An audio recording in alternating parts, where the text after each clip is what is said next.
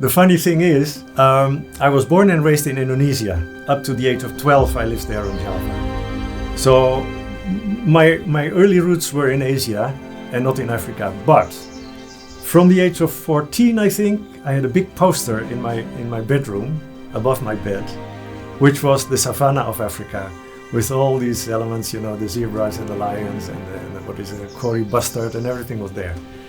So unconsciously, maybe, you don't know, my heart was already in Africa. Now here we are in my small workshop in Moshi, Kilimanjaro, where I'm working on British motorcycles, my passion since the early 70s.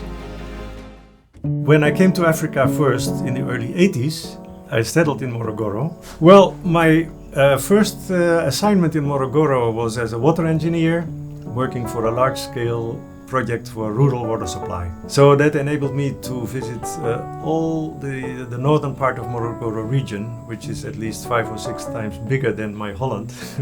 One of the good sources for scrap motorcycles was in the Mtibwa sugar estate, because in those 50s, 60s they used these bikes for field work in the estate.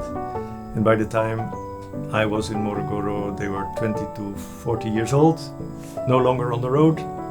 And I was happy to find so many abandoned British motorcycles. I was able to find 4 scrappers here, which I could refurbish during my contract period of 4 years.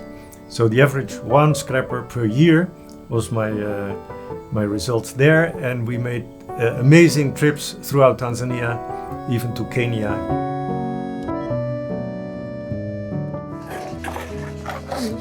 It's a mixture of diesel and petrol, and of course dirty oil, all mixed up.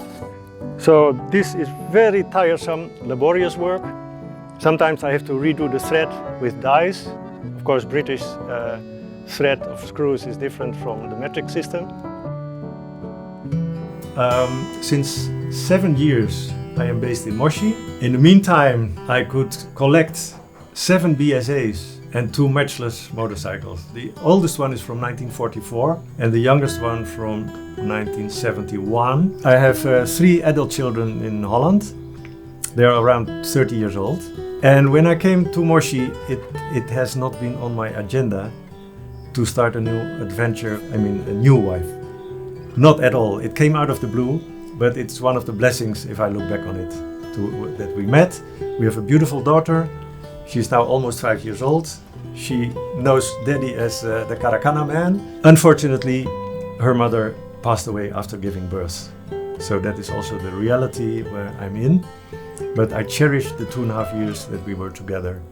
And she gave me also, an insight into African family life, her family.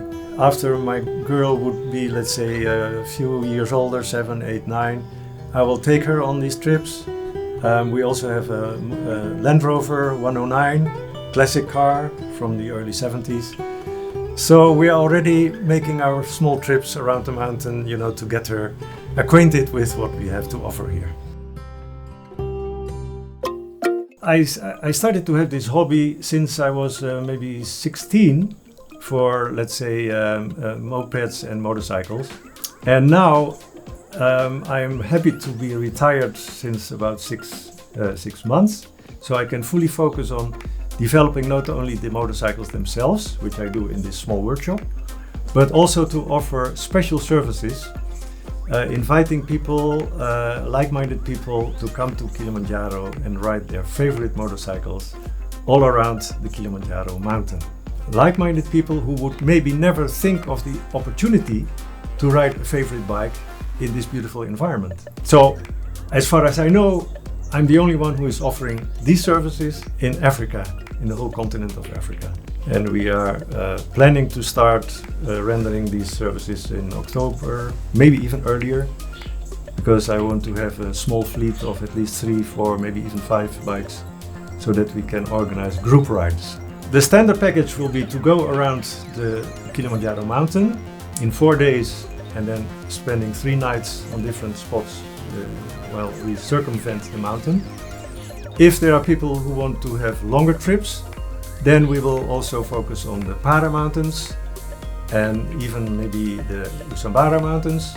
But then we talk of trips of 5 days up to maybe 10 days, if we would also include the beach of Tanga Town. So, you know, gradually I came to discover the possibilities, the obvious potential of using these bikes for a purpose rather than only enjoying it myself, but sharing it with others. I'm still in the sideline involved in agricultural activities, organic, permaculture. Also, let's say, all sorts of innovations we can have here, especially around the Kilimanjaro mountain, because it is a legendary name.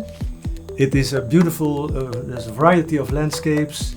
There are possibilities of viewing game. Some of the national parks we can even enter on a motorcycle. Well, that would be unique, you know, to use a vintage motorcycle for a game drive in a national park or in a wildlife management area.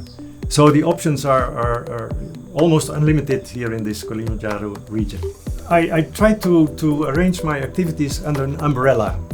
So I found people who also see the opportunities, not only foreigners but also Tanzanians. And I'm really delighted to have the opportunity to team up with them because they are professional, committed, and they have a passion. My passion started when I was 14 years old. I was living with my uncle, and he was a mechanic. So every weekend we repaired cars. My wife, she is a teacher. She teach Nicolaas, his daughter. And one day I came with her at his place, and then I saw different motorcycle outside there. So I was very interested to know more about those motorcycles. So I asked him different questions about motorcycle, and I was very interested to join because also the motorcycle are totally different. I asked him about that, and he said that you are most welcome. If you have a passion on issues of mechanics, you can join. So it was my point, my start time to join at the Caracan of Mr. Nick. Again, if passion is the point of departure, it is not that we are after money. It is not the first on our agenda. We want to share passion. And in my case, that is at least motorcycles, agriculture, water management.